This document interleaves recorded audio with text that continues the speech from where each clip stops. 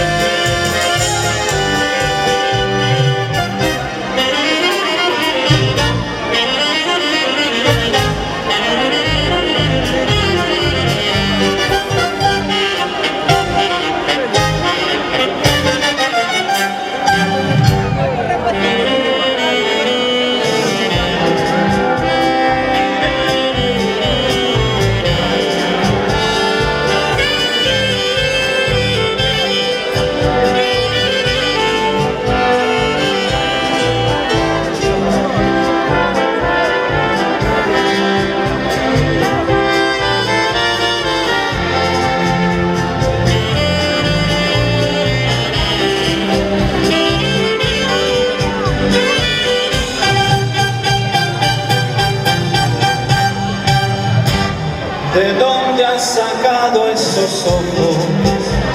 ¿De dónde esa forma de mirar? ¿De dónde has sacado esa boca que me alborota con su besar? ¿De dónde has sacado ese tipo? ¿De dónde tu estilo a caminar? ¿De dónde, chiquilla, de dónde? ¿De dónde vienes y a dónde vas?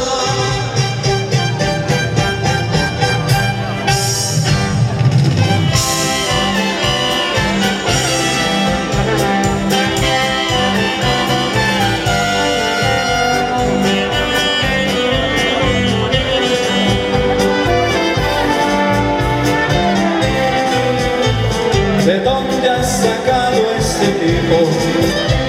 ¿De dónde tu estilo a caminar?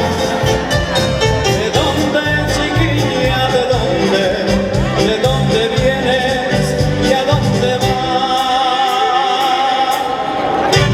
Portosín responde. Sí, señor, maestros, qué lujo. Grandísimos profesionales y bellísimas personas. Un placer, de verdad que sí.